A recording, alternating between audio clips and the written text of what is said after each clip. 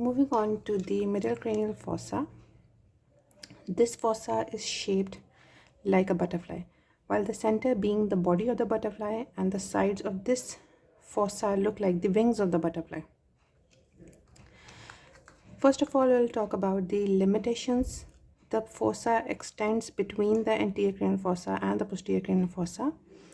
Anteriorly, it is limited by the lesser wing of the sphenoid, anterior clinoid processes, and the body of the sphenoid. So this is the anterior limitation.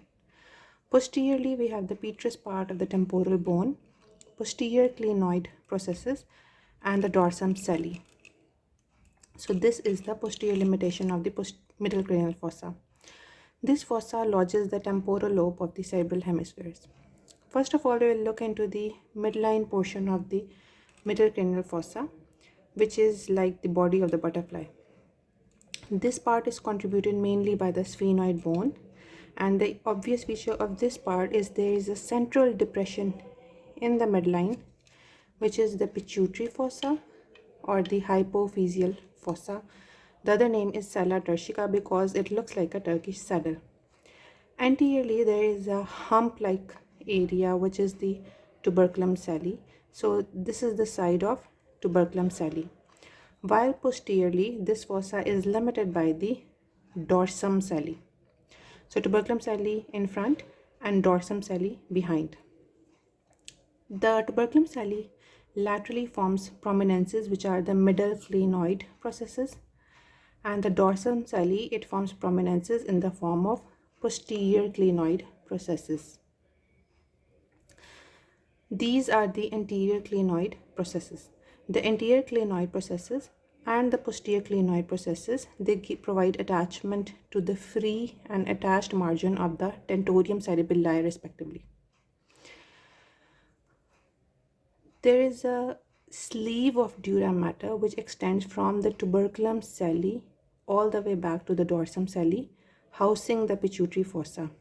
That sleeve of dura mater is known as the diaphragma sellae, and it has a central perforation for the passage of stalk of the pituitary gland.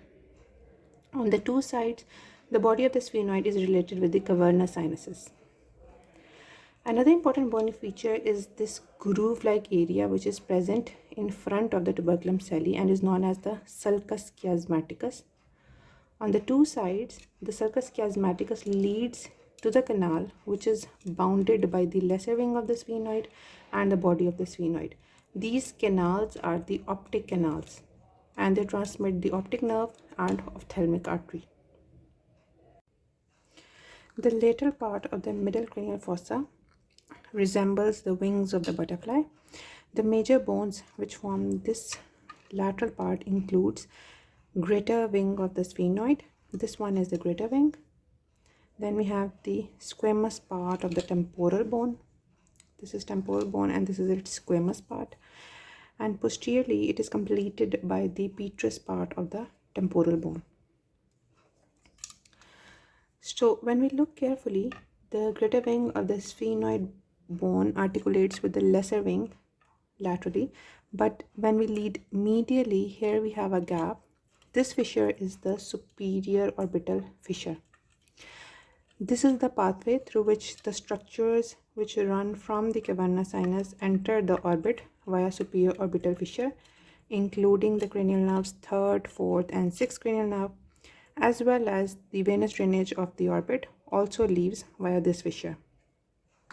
Just behind this fissure, moving from anterior to posterior, we are going to remember the mnemonic ROS. R-O-S. This is Foramen Rotundum, which leads into the pterygopalatine fossa, and it transmits the maxillary division of the trigeminal nerve. Moving posteriorly and laterally, this oval-shaped foramen is the Foramen Ovale, which transmits the mandibular division of the trigeminal nerve. And just behind and lateral to this, there is a small foramen, which is the Foramen Spinosum, transmitting the middle meningeal vessels. Laterally, we can appreciate the very important groove for the middle meningeal vessels. At the junction of the greater wing of the sphenoid bone, petrous part of the temporal bone and the body of the sphenoid.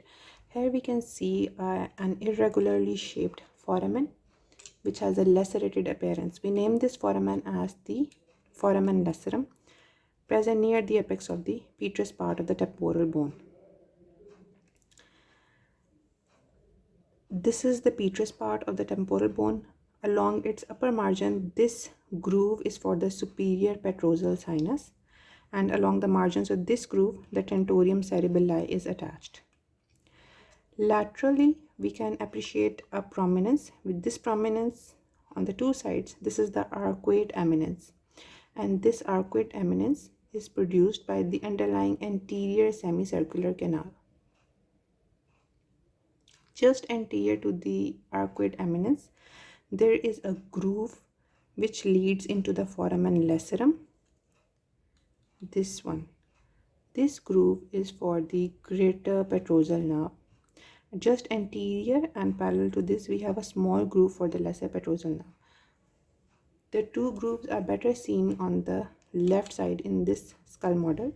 This is the groove for the greater petrosal nerve, and this is the groove for the lesser petrosal nerve.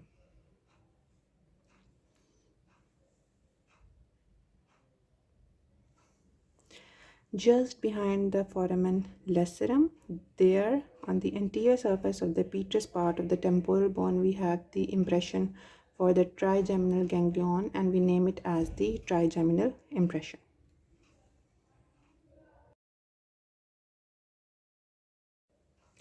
So to quickly recall the features of the middle cranial fossa, in the midline we have the pituitary fossa or the hypophyseal fossa, bounded by the tuberculum sellae anteriorly, dorsum sellae behind.